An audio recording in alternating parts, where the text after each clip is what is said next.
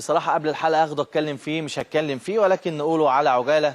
أزمة بسبب إيقاف كهرباء ومرسي يرفض عرض سعودي.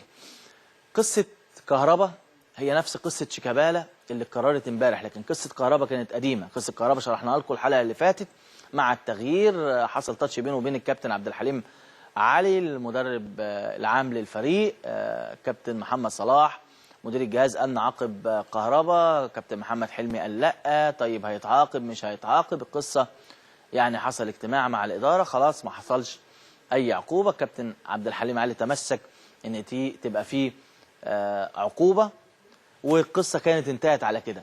بالأمس كان في شيكابالا بيودع عمر جابر، اللي بنبارك لعمر جابر إن شاء الله، نتمنى له التوفيق في احترافه مع بازل السويسري، واللي إن شاء الله هيكون وش الخير عليه. عمر من اللعيبة المميزة جدا، اللعيبة اللي عندها أخلاق محترمة ولعيب مميز جدا.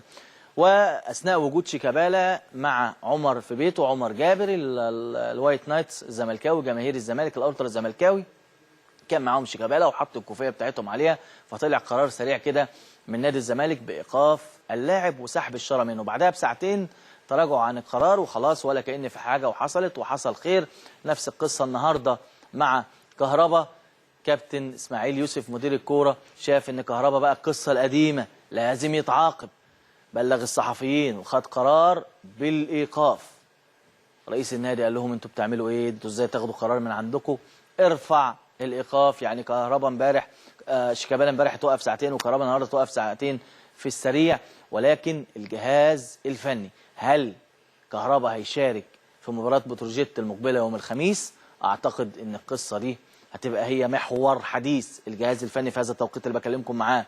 طيب احنا نشاركه ولا لا علشان نفرض عقوبه على كهربا؟ هل كهربا هيتعاقب ولا لا؟ ده اللي هيقرره الجهاز الفني لنادي الزمالك، سواء كان هيشركوا ولا لا.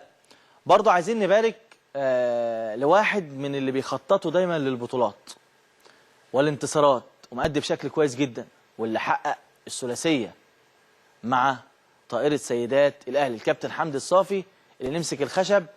يعني ما فقدش بطوله مع النادي الاهلي، وده اللي بيحط عليه مسؤوليه في المرحله المقبله. كابتن حمدي مبروك.